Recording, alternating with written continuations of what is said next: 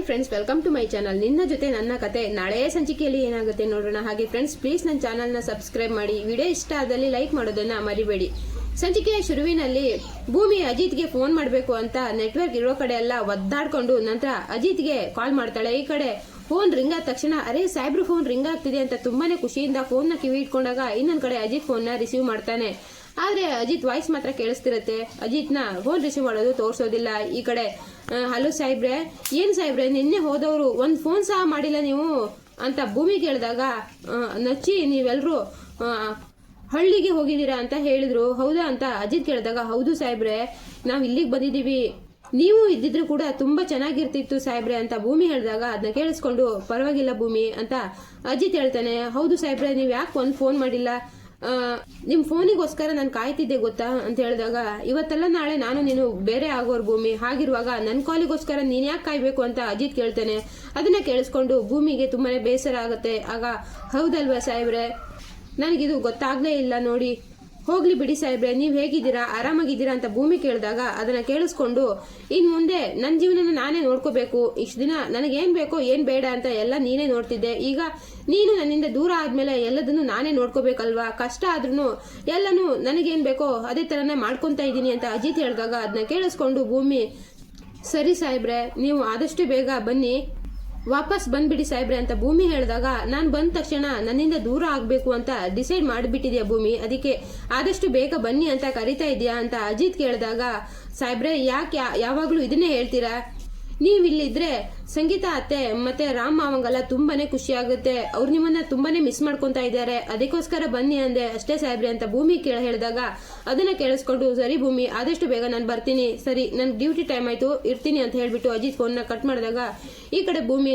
ಸಾಹೇಬ್ರೆ ಯಾವಾಗ್ಲೂ ಯಾಕೆ ದೂರ ಆಗೋ ಮಾತನ್ನೇ ಆಡ್ತೀರಾ ಸಾಹೇಬ್ರೆ, ನಿಮ್ಮಿಂದ ದೂರ ಆಗಿ ನನ್ನ ಕೈಗೆ ಇರೋದಕ್ಕೆ ಆಗೋದಿಲ್ಲ ಸಾಹೇಬ್ರೆ, ಒಂದೇ ಒಂದ್ಸರಿ ಭೂಮಿ ನಾನು ನೀನು ಜೀವನ ಪರ್ಯಂತ ಒಟ್ಟಿಗೆ ಇರೋಣ ಅಂತ ಒಂದೇ ಒಂದ್ ಮಾತು ಹೇಳಿ ಸಾಹೇಬ್ರೆ, ಕಣ್ ಮುಚ್ಕೊಂಡು ಹ್ಞೂ ಅಂದ್ಬಿಡ್ತೀನಿ, ನಿಮ್ಮನ್ ಬಿಟ್ಟು ಹೇಗಿರೋದು ಅಂತ ನೆನೆಸ್ಕೊಂಡ್ರೇನೆ ನನಗೀಗ ಭಯ ಆಗ್ತಿದೆ ಸಾಹೇಬ್ರೆ, ನಾನ್ ನಿಮ್ಮನ್ನ ಮನ್ಸಾರೆ ಇಷ್ಟಪಡ್ತಾ ಇದ್ದೀನಿ, ನನ್ ಮೇಲೆ ನಿಮ್ಗೆ ಕಿಂಚಿತ್ತು ಪ್ರೀತಿನೇ ಇಲ್ವಾ, ನನ್ನನ್ನ ದೂರ ಮಾಡ್ಕೋಬೇಕು ಅಂತ ನಿರ್ಧಾರ ಮಾಡ್ಕೊಂಡ್ಬಿಟ್ಟಿದ್ದೀರಾ ಸಾಹೇಬ್ರೆ ಅಂತ ಭೂಮಿ ಹೇಳ್ಕೊಂಡು ಕಣ್ಣಲ್ಲಿ ನೀರ್ ಹಾಕೊಂಡು ತುಂಬಾನೇ ಬೇಸರ ಪಡ್ಕೊಂತಾ ಇರ್ತಾಳೆ. ಇನ್ನೊಂದ್ ಕಡೆ ಈ ಚಂದ್ರಿಕಾ ಅಂತ ನಿಂತ್ಕೊಂಡಿರುವಾಗ ಸಂಗೀತ ಬಂದ್ಬಿಟ್ಟು ಅಡ್ಗೆಗೆ ಏನ್ ಮಾಡ್ತಾ ಇದ್ದೀರಾ, ನಾನು ಸಹಾಯ ಮಾಡ್ತೀನಿ ಅಂತ ಸಂಗೀತ ಹೇಳಿದಾಗ ಅಯ್ಯೋ ನೀವಾ, ಅಯ್ಯೋ ಬೇಡ ಪರವಾಗಿಲ್ಲ, ನಿಮ್ಮನೆಯಲ್ಲಿ ಆಳು ಕಾಳುಗಳೆಲ್ಲ ಇರ್ತಾರೆ ಅಲ್ವಾ, ನೀವೇ ಅಡ್ಗೆ ಮನೆಗೆ ಯಾವತ್ತೂ ಹೋದವ್ರಲ್ಲ ಅನ್ಸುತ್ತೆ, ಇದು ನಮ್ ಬದುಕು, ನಾವೇ ಕಷ್ಟನೋ ಸುಖನೋ ಅನುಭವಿಸ್ತೀವಿ, ಈ ಸುಖ ಸಂಸಾರ ಬೇಡ ಅಂತ ತಾನೇ ನೀವು ಶ್ರೀಮಂತಿಕೆನ ಹುಡ್ಕೊಂಡು ಹೋಗಿದ್ದು ಅಂತ ಚಂದ್ರಿಕೆ ಹೇಳಿದಾಗ ಅದನ್ನ ಕೇಳಿಸ್ಕೊಂಡು ಸಂಗೀತಂಗೆ ತುಂಬಾನೇ ಬೇಸರ ಆಗುತ್ತೆ. ಆಗ ಯಾಕೆ ಹೇಳ್ತಾ ಇದ್ದೀರಾ, ನಾನೇನು ಇಷ್ಟಪಟ್ಟು ಇಲ್ಲಿಂದ ಹೋದವ್ರಲ್ಲ, ನಾನು ಆವತ್ತು ಈ ಮನೆಯಿಂದ ಹೊರಗಡೆ ಹೋಗೋಕೆ ಏನ್ ಕಾರಣ ಅಂತ ನಿಮ್ಗೆ ಗೊತ್ತಲ್ವಾ ಅಂತ ಸಂಗೀತ ಹೇಳಿದಾಗ ಅದೆಲ್ಲ ಹಳೆ ಕತೆ, ಇವಾಗ ನಮ್ ಪಾಡಿದ್ ನಾವಿದೀವಿ, ಹಾಗೆ ಇದ್ ಬಿಡ್ಲಿ, ಯಾರ ಸಹಾಯನೂ ನಮ್ಗೆ ಬೇಕಾಗಿಲ್ಲ ಅಂತ ಚಂದ್ರಿಕಾ ಹೇಳಿದಾಗ ಅದನ್ನ ದೂರದಲ್ಲಿ ನಿಂತ್ಕೊಂಡು ಕೇಳಿಸ್ಕೊಂಡು ರಾಮ್ಗೂ ತುಂಬಾನೇ ಬೇಸರ ಆಗ್ತಾ ಇರುತ್ತೆ. ನಂತರ ಅವನು ಅವ್ರ ಅಮ್ಮನ ಹತ್ರ ಹೋಗ್ಬಿಟ್ಟು ಅಮ್ಮ ಇಷ್ಟು ದಿನ ಆದ್ಮೇಲೆ ನಾವು ಬಂದಿದೀವಿ, ನಮ್ಮೇಲೆ ನಿನ್ಗೆ ಸ್ವಲ್ಪನೂ ಕೋಪ ಕಡಿಮೆ ಆಗಿಲ್ವಾ ಅಮ್ಮ, ಆಗಿದ್ನೆಲ್ಲ ಆಗೋಯ್ತಮ್ಮ, ಇನ್ಮುಂದಾದ್ರೂ ನಮ್ಮನ್ನ ಕ್ಷಮಿಸಿ ಸಂಗೀತನ ಸೊಸೆ ಅಂತ ಒಪ್ಕೊಂಡ್ ಬಿಡಮ್ಮ ಅಂತ ರಾಮ್ ಹೇಳಿದಾಗ ಅದು ಈ ಜನ್ಮದಲ್ಲಿ ಸಾಧ್ಯ ಇಲ್ಲ, ನನ್ನಿಂದ ನಿನ್ನನ್ನ ದೂರ ಮಾಡ್ದವಳು ಅವಳನ್ನ ನಾನು ಯಾವತ್ತೂ ಸೊಸೆ ಅಂತ ಒಪ್ಕೊಂಡಿಲ್ಲ, ಒಂದ್ ಟೈಮಲ್ಲಿ ನಾನು ಅವಳನ್ನ ಸೊಸೆ ಅಂತ ತಲೆ ಮೇಲೆ ಹೊರಿಸ್ಕೊಂಡು ಮೆರೆಸ್ತಾ ಇದ್ದೆ, ಆದ್ರೆ ಮಗ ತಾಯಿನೇ ದೂರ ಮಾಡೋದಕ್ಕೆ ಅವಳು ಕಾರಣ ಆಗಿದ್ದಾಳೆ, ಅವಳನ್ನ ನಾನು ಯಾವತ್ತೂ ಕ್ಷಮಿಸೋದಿಲ್ಲ, ಹೇಗೂ ತಾಯಿ ಬೇಡ ಹೆಂಡತಿನೇ ಬೇಕು ಅಂತ ಹೆಂಡತಿ ಸೆರ್ಗೆ ಹಿಡ್ಕೊಂಡು ಈ ಮನೆಯಿಂದ ಹೊರಗಡೆ ಹೋದವನಲ್ವಾ ನೀನು, ಈಗ್ಲೂ ಹಾಗೆ ಇದ್ಬಿಡು, ನಿನ್ನಿಂದ ವಾಪಸ್ ಬಾ ಅಂತ ಯಾರು ಕರೆದವರು, ಆವತ್ ನಿನಗೆ ತಾಯಿ ಮೇಲೆ ಒಂಚೂರು ಪ್ರೀತಿ ಇದ್ದಿದ್ರೆ ನೀನು ಹೆಂಡತಿ ಮಾತನ್ನ ಕೇಳ್ಕೊಂಡು ಇಲ್ಲಿಂದ ಹೋಗ್ತಾ ಇರ್ಲಿಲ್ಲ, ಒಂದು ಸರಿ ಈ ತಾಯಿ ಬೇಡ ಅಂತ ನಿರ್ಧಾರ ಮಾಡಿದ್ಮೇಲೆ ಮತ್ತ್ಯಾಕೆ ಈ ತಾಯಿನ ಹುಡ್ಕೊಂಡು ವಾಪಸ್ ಬರೋದಕ್ಕೆ ಹೋದೆ, ಅಷ್ಟು ಪ್ರೀತಿ ಇದ್ದವನು ಯಾವತ್ತು ನನ್ನ ಬಿಟ್ಟು ಹೋಗ್ಲೇಬಾರ್ದಾಗಿತ್ತು, ಕಣ್ ರಪ್ಪೆ ತರ ನಿಮ್ಮೆಲ್ಲರನ್ನು ಜೋಪಾನ ಮಾಡಿದೆ, ಆದ್ರೆ ಅದೇ ಕಣ್ಣಿಗೆ ಚುಚ್ಚಿ ಹೋದವನಲ್ವಾ ನೀನು,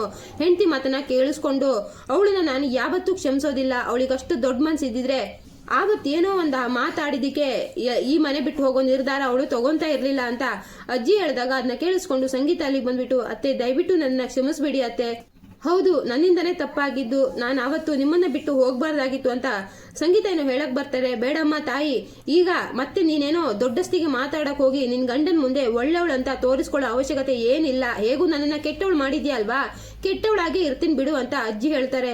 ಅದನ್ನ ಕೇಳಿಸ್ಕೊಂಡು ರಾಮ್ಗೆ ತುಂಬಾನೇ ಬೇಸರ ಆಗತ್ತೆ. ಆಗ ಸಂಗೀತ ನಾನೊಂದು ಡಿಸೈಡ್ ಮಾಡಿದೀನಿ, ಬಾ ನಾವೀಗ್ಲೇ ಇಲ್ಲಿಂದ ಹೊರಟೋಗೋಣ. ಅಮ್ಮನ ನೋಡ್ಬೇಕು ಅಂತ ಆಸೆ ಆಗಿತ್ತು, ನೋಡಿ ಆಯ್ತಲ್ವಾ, ಬಾ ನಾವಿಲ್ಲಿಂದ ಹೊರಟೋಗೋಣ ಅಂತ ರಾಮ್ ಹೇಳಿದಾಗ ರೀ ಅಂತ ಸಂಗೀತ ಏನೋ ಹೇಳಕ್ ಬರ್ತಾರೆ. ಅಷ್ಟರಲ್ಲಿ ಚಂದ್ರಿಕಾ ಅಲ್ಲಿಗೆ ಬಂದ್ಬಿಟ್ಟು ಏನಣ್ಣ, ಏನೋ ಒಳಗಡೆ ಒಂದ್ ಮಾತಾಡಿದಕ್ಕೆ ಹೆಂಡತಿ ನಿನ್ ಕಿವಿಗೆ ಅಷ್ಟು ಬೇಗ ಬಂದು ಚುಚ್ಚಿಬಿಟ್ಲಾ? ಹೆಂಡತಿ ಮಾತನ್ನ ಕೇಳಿಸ್ಕೊಂಡು ಅಷ್ಟು ಬೇಗ ಮನೆ ಬಿಟ್ಟು ಹೋಗೋ ನಿರ್ಧಾರ ತಗೊಂಡ್ಬಿಟ್ಯಾ? ಗಂಡ ಅಂದ್ರೆ ನಿಂತರ ಇರ್ಬೇಕು ನೋಡೋಣ, ಹೆಂಡತಿ ತಾಳಕ್ಕೆ ತಕ್ಕಂತೆ ಕುಣಿಯೋಕೆ ಅಂತ ಚಂದ್ರಿಕಾ ಹೇಳಿದಾಗ ಅದನ್ನ ಕೇಳಿಸ್ಕೊಂಡು ಈ ಕಡೆ ಭೂಮಿ ಅಲ್ಲಿಗೆ ಬಂದು ಅದನ್ನ ಮಾತ್ರ ಕೇಳಿಸ್ಕೊಂಡು ಏನ್ರಿ ಹೇಳ್ತಾ ಇದ್ದೀರಾ ನೀವು? ಇನ್ನೊಂದ್ಸರಿ ನಮ್ಮ ಅತ್ತೆ ಮಾವನ್ ಬಗ್ಗೆ ಈ ತರ ಮಾತಾಡಿದ್ರೆ ಚೆನ್ನಾಗಿರೋದಿಲ್ಲ ನೋಡಿ. ಅವ್ರ ಬಗ್ಗೆ ಏನ್ ಗೊತ್ತು ಅಂತ ನೀವು ಈ ತರ ಎಲ್ಲ ಮಾತಾಡ್ತಾ ಇದ್ದೀರಾ? ಯಾರ ಮನ್ಸಿಗೂ ಒಂದಿನೂ ನೋವು ಮಾಡ್ದವ್ರಲ್ಲ ಗೊತ್ತಾ ಅವರು. ತಮ್ಗೆಷ್ಟೇ ನೋವು ಆದ್ರೂ ಅದನ್ನ ಸಹಿಸ್ಕೊಂಡು ಹೊರಗಡೆ ನಗ್ತಾ ಇನ್ನೊಬ್ರಿಗೂ ಒಳ್ಳೇದ್ ಬಯಸೋರು ಇವರಿಬ್ರು ಅಂತ ಭೂಮಿ ಹೇಳಿದಾಗ ಏನಮ್ಮ ನೀನು ಅವಾಗಿಂದ ನೋಡ್ತಾ ಇದ್ದೀನಿ, ಇವ್ರ ಬಗ್ಗೆ ಮಾತಾಡಕ್ ಶುರು ಮಾಡಂಗಿಲ್ಲ, ಕುಣ್ಕೊಂಡು ಜಿಗಿದ್ಕೊಂಡು ಇವ್ರ ಪರ ವಹಿಸ್ಕೊಂಡ್ ಬರ್ತಾ ಇದೆಯಲ್ಲ. ಅಷ್ಟಕ್ಕೂ ಇವ್ರೇನ್ ನಿನ್ಗೆ ಸ್ವಂತ ಅತ್ತೆ ಮಾವನ? ಇವ್ರ ಮಗನ್ ನೀನೇನ್ ಮದ್ವೆ ಆಗಿದ್ದೀಯಾ? ಇಲ್ಲ ತಾನೆ? ಅಂದ್ಮೇಲೆ ಇಷ್ಟೊಂದು ಇವ್ರ ಪರವಾಗಿ ಯಾಕೆ ಮಾತಾಡ್ತೀಯ ನೀನು ಅಂತ ಚಂದ್ರಿಕಾ ಕೇಳಿದಾಗ ಅದನ್ನ ಕೇಳಿಸ್ಕೊಂಡು ಭೂಮಿ, ನೀವು ಕೇಳಿದ ತಕ್ಷಣ ಸತ್ಯ ಏನು ಬದಲಾಗೋದಿಲ್ಲ, ನಾನ್ ಯಾವತ್ತಿದ್ರು ಅತ್ತೆ ಮಾವನ್ ಸೊಸೆನೆ ಅಂತ ಭೂಮಿ ಹೇಳ್ತಾಳೆ. ಅದನ್ನ ಕೇಳಿಸ್ಕೊಂಡು ಈ ಕಡೆ ಚಂದ್ರಿಕಂಗೆ ಅಜ್ಜಿಗೆ ಮತ್ತೆ ತುಂಬಾನೇ ಶಾಕ್ ಆದ್ರೆ ಈ ಕಡೆ ಶ್ರವಣ್ ಮತ್ತೆ ಮಿಕ್ಕವ್ರೆಲ್ರಿಗೂ ಶಾಕ್ ಆಗ್ತಿರುತ್ತೆ. ಆಗ ಅಜ್ಜಿ ಪಟ್ಟಂತ ಎದ್ ನಿಂತ್ಕೊಂಡು ಏನ್ ಹೇಳ್ದೆ ನೀನು ಅಂದ್ರೆ ನಿಜವಾಗ್ಲೂ ನೀನು ಅಂತ ಹೇಳ್ತಿರುವಾಗ ಪಟ್ಟಂತ ಶ್ರವಣ ಅಂದ್ರೆ ಅಂದ್ರೆ ಅತ್ತೆ ಅದು ಏನಂದ್ರೆ ನನ್ ಮಗಳಾದ್ರೆ ನಮ್ಮ ಅಕ್ಕ ಇವಳಿಗೆ ಅತ್ತೆ ಆಗ್ತಾರೆ, ನಮ್ಮ ಅಕ್ಕನ ಗಂಡ ಇವಳಿಗೆ ಭಾವ ಆಗ್ತಾರಲ್ವಾ, ಆತರ ಹೇಳ್ತಾ ಇದ್ದಾಳೆ ನನ್ ಮಗಳು ಅಷ್ಟೇ ಅಂತ ಶ್ರವಣ ಹೇಳ್ತಾರೆ. ಅದನ್ನ ಕೇಳಿಸ್ಕೊಂಡು ಈ ಕಡೆ ಚಂದ್ರಿಕಾ ಮತ್ತೆ ಅಜ್ಜಿ ಸ್ವಲ್ಪ ಸಮಾಧಾನ ಆಗ್ತಾರೆ.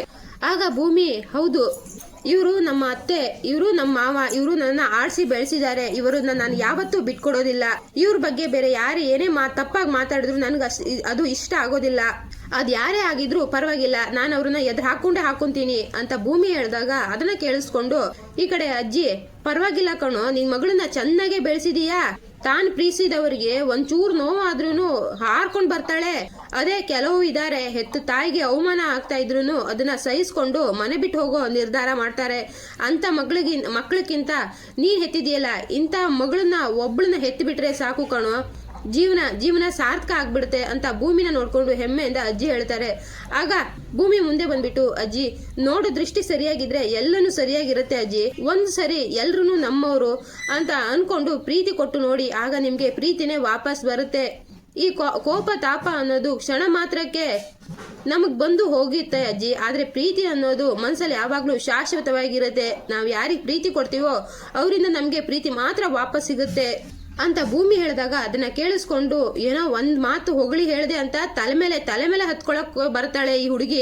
ನೋಡು, ನಿನ್ನಿಂದ ಬುದ್ಧಿ ಕಲ್ಸ್ಕೊಳ್ಳುವಷ್ಟು ಚಿಕ್ಕವಳು ನಾನಲ್ಲ, ಅಷ್ಟು ತಾಳ್ಮೆನೂ ನನಗಿಲ್ಲ, ಇನ್ನೊಂದ್ಸರಿ ನನಗ್ ಬುದ್ಧಿ ಹೇಳೋ ಸಾಹಸಕ್ಕೆ ಏನಾದ್ರು ಬಂದ್ರೆ ಅಲ್ಲಿ ಬೆತ್ತ ಇದೆಯಲ್ಲ ಅದನ್ನ ಕೈಗೆ ಎತ್ಕೋಬೇಕಾಗತ್ತೆ ಅಂತ ಅಜ್ಜಿ ಹೇಳಿದಾಗ ಅದನ್ನ ಕೇಳಿಸ್ಕೊಂಡು ಭೂಮಿಗೆ ಒಂದೇ ಸರಿಗೆ ಗಾಬರಿ ಆಗ್ಬಿಡುತ್ತೆ. ನಂತರ ಕೇಶವ ಅಂತ ಜೋರೆ ಕರಿತಿರುವಾಗ ಹಾ ಅಮ್ಮ ಅಂತ ಮಗ ಬಂದು ಕೇಳ್ತಾರೆ, ಏಯ್ ಎಲ್ಲ ಹಾಳಾಗಿ ಹೋಗಿದೀಯಾ, ಮನೆಗೆ ಇಷ್ಟೊಂದು ಜನ ಬಂದಿದ್ದಾರೆ, ಊಟಕ್ಕೆಲ್ಲ ವ್ಯವಸ್ಥೆ ಮಾಡಿದ್ಯಾ ನೀನು ಅಂತ ಅಜ್ಜಿ ಕೇಳಿದಾಗ ಹಾ ಅಮ್ಮ ಎಲ್ಲ ವ್ಯವಸ್ಥೆ ಆಗ್ತಿದೆ, ನೀನು ಅದ್ರ ಬಗ್ಗೆ ಏನು ಚಿಂತೆ ಮಾಡಬೇಡ ಅಂತ ಅವ್ರು ಹೇಳ್ತಾರೆ.